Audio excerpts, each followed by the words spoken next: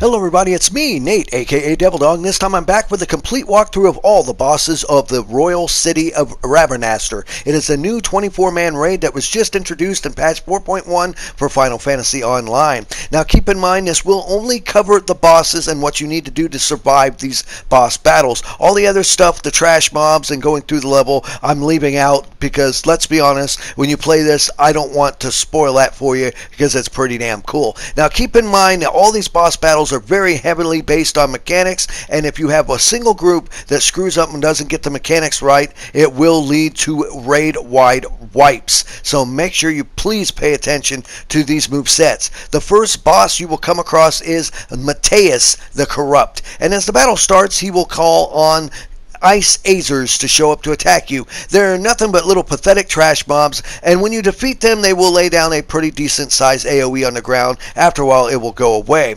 But the main thing you want to deal with is when he's doing all these moves is he will cast a move called Unbind. Now when he casts this move, you will see like ice rings appear on the ground around you, and these aqua spheres that will appear around you. What you want to do is get on the general outside of the arena and burn down these aqua spheres as fast as possible. But it also will be these ads that are called ice slaves that'll be flying around this central area. You do not want to actually get in their path because as they fly by, they will do some pretty heavy damage and they can kill you fairly quickly. So you'll have to keep an eye out on those ads. But the key point of this part is to burn down the aqua spheres as fast as possible, then burn down the ads and then get back on the boss. Now, give or take a little bit after you defeat the aqua spheres, he'll start bringing up what they call Blizzard 3s. Which will be these big stalactite crystals that will appear on the outside of the map and tether a line to other players. And all you want to do is go over and burn them down and defeat them as fast as possible before they end up killing the players that they're attached to. They're not really that difficult to deal with. The main thing is dealing with the other ads as well, along with burning down these Blizzard 3s. But other than that, they shouldn't really give you too many problems. Now, the fourth and final part of this one move is Blizzard 4. All of a sudden you'll see a bunch of AoEs that will start flashing in the center of the arena, and all you need to do is head to the farthest corner of the arena to get as far away from them as possible. You still will take damage, but as long as you get super far away, you should not die from it. It may hurt you a little bit and the healer may have to heal you through it, but other than that, you should be just fine. Now, as the battle progresses, there'll be a part where the whole arena will get kind of a purplish color to it, and these flume toads will show up. And basically what you want to do is kill the flume toads as fast as possible. Now during this part you will also be taking stack damage, and if you get up to 10 stacks while you're being poisoned and having problems breathing, you will die. So the trick to surviving this part is when you kill a flume toad, it will create a bubble where he died, and when you get roughly about 6 to 7 stacks is when I recommend that you walk through one of those bubbles that the flume toad leaves. As long as you do that, it will get rid of your stacks and you can continue on through this area until you get past this phase. Now, there'll also be another move that he'll cast when it will tether a ice ball to you, and all you want to do is move to the outside edge of the arena, pulling the ice ball along in your general direction, because after a while it will set off a conal AoE blast in your direction, and as long as you're hanging on the outside of the arena, it will not zap anyone else, and pretty much you can avoid it fairly easily. Now, when Mateus says something on the lines of "enough of you," he will call on 3 Azure guards and ads that will show up, and what you want to do is pull the Azure guards to the outside of the arena away from the other ones and kill them as soon as possible before he charges up a super attack, or it will be a complete raid-wide wipe. Now, if you're able to burn down and kill your Azure guard before the other 2 teams do, you can go over and help them defeat theirs. The main thing is you have to defeat all 3 of them before he's fully charged, or you will die. Once you kill the Azure guards, you can focus on cleaning up, mopping up the other smaller ads, but the key focus there is the Azure guards. Take them down ASAP to get past this area. Now, roughly when Mateus gets down to 10% life or less, he will start summoning these blue balls above your head that will rest there for a couple seconds before they come slamming down into the ground. And all you need to do is when you see a blue ball above your head, run away from it, because when it comes down, it will leave a small, roughly small AoE blast area on the ground for a short period of time. Now, keep in mind, while this happens, he will also call those tethered ice balls on people as well. So you will have to focus with not only the blue balls coming down and leaving AoE on the ground, but also pulling the ice balls to the outside of the arena to get their conal blast away from the other players. Now, he will also do a couple other attacks, but those are really the main mechanics you'll have to deal with Mateus. As long as you just pay attention and deal with these mechanics, you'll be fine, and you'll be able to kick his butt no problem and move on to the second boss.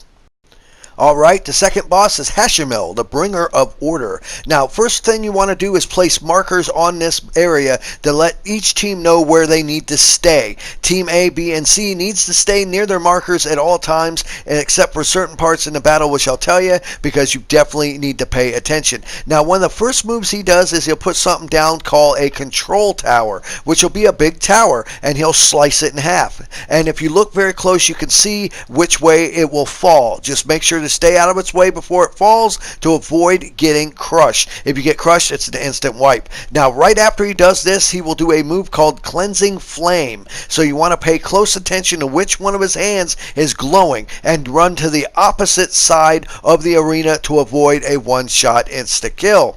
Now, as you go through, he will attack you with some random quake attacks, and as you progress, he'll do a move called Command Tower. It is a big tower that he's pretty much hiding on, and this is one of the times when you want to kind of stay generally where your marker is that was placed at the beginning of the battle to really help you survive through this. Now, when he does the command tower, he'll be on the top attacking you, and while you're trying to attack the tower, you want to avoid any ground AoE that appears. There'll be circle AoEs and conal AoEs that you will have to dodge, and make sure to stay near your group marker, because occasionally he will actually cast a split damage AoE on your characters where you have to pull up together to keep from dying. He will pick one person to do a falling rock AoE, which is a ring based one that you'll want to stay away from everyone else and not stack them.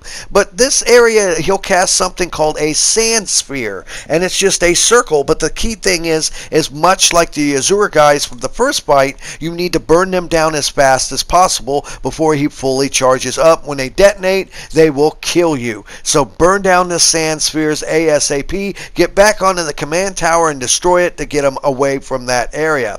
Now, after you beat him from the command tower, it'll go back to where he will raise up two sets of two control towers. Pay close attention to where he slices them so you can really know which way they're going to fall. It does seem to be random, I've noticed, where they fall, so it's not like you can really keep track of which way they are. Now, like I said, it'll be two sets of two towers. After he does both sets of towers, he will do another Cleansing Flame attack. So once again, pay attention which hand it is lighting up to go to the opposite side of the arena to avoid getting killed. Now, as you're going through this battle, he will also cast this gold light in the air that will turn into a giant weighted brick that will come crashing down on the ground. Whenever you see a gold light and a brick form, run away from it as far as you can before it comes crashing down to avoid taking that much damage. Now, after that comes crashing down and disappears, try to head back to where your marker is. Now, as the battle progresses even farther, he will call on these things called Penance Stone Golems, and these guys can be kind of a pain if you really ain't paying attention to them. It is generally a good idea to try to pull them away from the others and burn them down as fast as possible, because if you give them too much time, they'll start doing these ground pound attacks, and they will take your life very, very fast. So burn down the Penance Stone Golems as fast as possible to get on to the next part of the battle.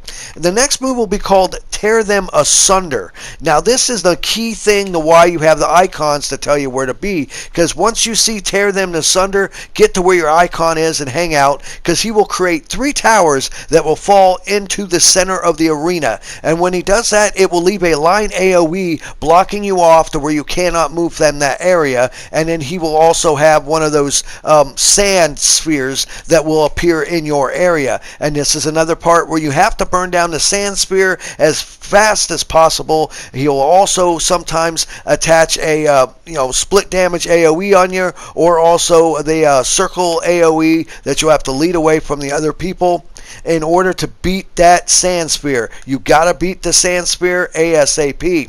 And that's really the only main mechanics with this boss that you have to deal with. Is the main thing that people tend to screw up on are the towers. Paying attention and knowing which way the towers are going to fall. You can look and see the angle that is sliced into them, and the lower part of the slice is always where that tower is going to fall. And generally after he does those towers, he normally will follow it up with a cleansing flame move. So you got to pay close attention to that to avoid getting a one-shot kill on you. And like I said, make sure to stay near your marker through this battle. The only time you need to run away is whenever he has those gold lights that cause the weights up here to come crashing down. That's really the only time you want to move away from your marker to get as far away as possible from that thing before it comes down. As long as you just pay attention and focus on that. It will take you some time to get used to this mechanic, but once you do, you should have no problem in beating Hashim, the bringer of order. Alright, your next boss, I don't know if I'm saying his name right, is Rafak. And he has several different mechanics through the battle, but this is actually a way easier boss battle than the last one. Just pay attention to the ground AoEs that he sets off and several of the names of the moves. The first move that you'll have to pay attention to is called Crush Weapon. Will create ground AoEs that will appear beneath you, and you just want to keep moving to avoid them. Normally he'll do a move called Trample, where he will lay down a path on the ground and drive around. Sometimes it's a circle, other times it's a figure 8. Just make sure not to be in his path when he drives, or he'll run you over. Then he'll do a move called I Walk the Shadows, where it's very similar like Ifrit, where he will make multiple versions of himself around the arena, and there'll be one spot that you can get to safely to avoid being run over by him.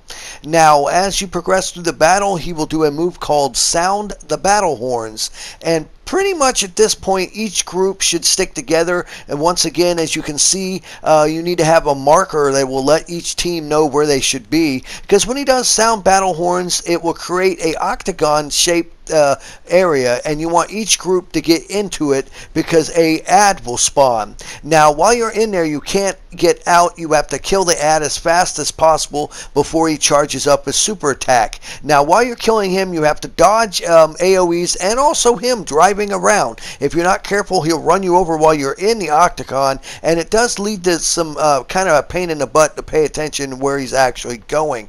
But as long as you kill the ads before he charges up Unholy Darkness, you'll be able to survive through that attack. And his next move he'll do is called Embrace, where it will make these bluish looking tentacle like powers that pops out of the ground, and they will kind of disappear. But you got to remember where they're at, because if you walk in the area where they were, you will get like almost like bound there for a good amount of time, and you can end up getting killed pretty quick. Now another move that he'll do throughout the battle is called Chariot. Well, he will pick a player and lock onto him and then charge him and run him over, immediately followed by a move called Cry of Victory, where it is a very large AoE cone that you have to run to his side to avoid from him hurting you. Now as you go through the battle and he does a bunch of other moves, you'll come across the move called Pomp and Circumstance, and it is a room-wide AoE blast. The only way to really do anything with it is to run to the edge of the arena as far as you can, as far away from him as possible, to avoid taking massive damage.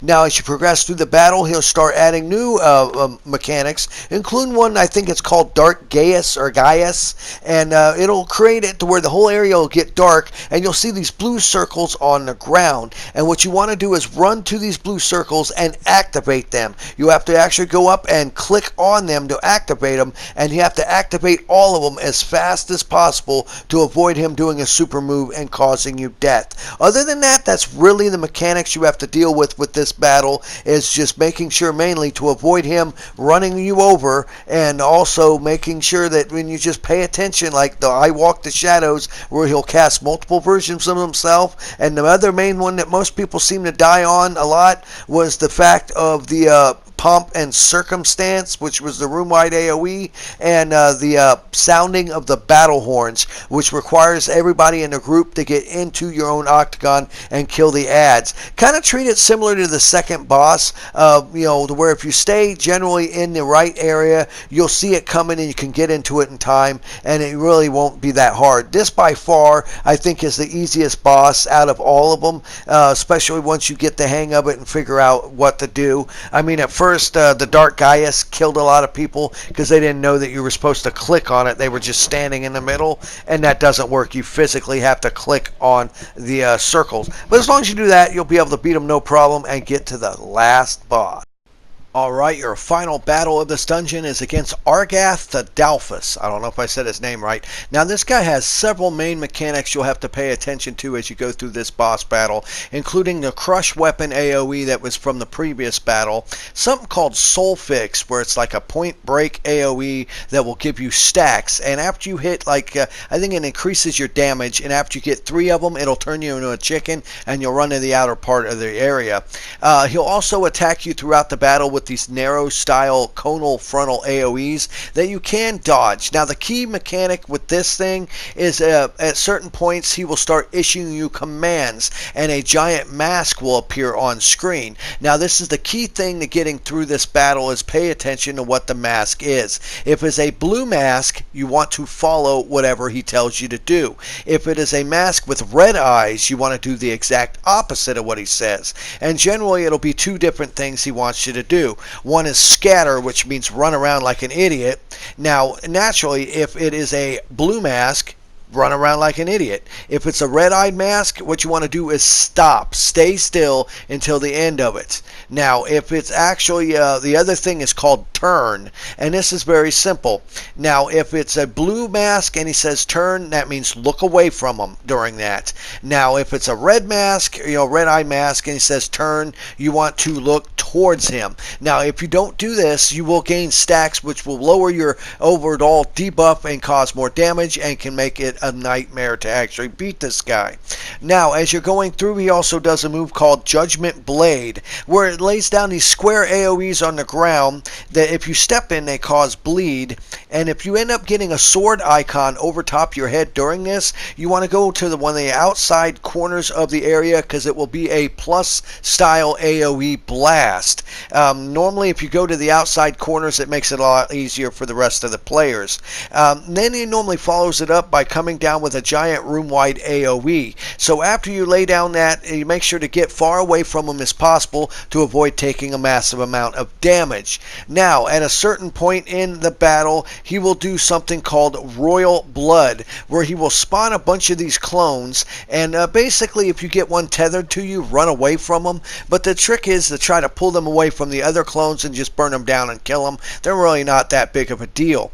Now, as you go through a little bit farther, you will come across these things that he puts around the outside that are called Shards of Emptiness, and they're very simple. You just want to get inside of them and burn them down as fast as possible. If you don't, you will take some massive damage and probably have a room-wide wipe of the entire raid. He'll also go and cast Dark Ultima, which will cause, about the same time when he does the, right after the Shards of Emptiness, he'll cast Dark Ultima depending on how many of them you defeat. If you defeat them all in time, it's a lot weaker of a spell, but it'll make the outside of the arena start to burn. And from this point on, if you touch it at any point, you will actually get more stack damage, and you will turn into a zombie and run around and attack people for a short period of time before you fall over dying.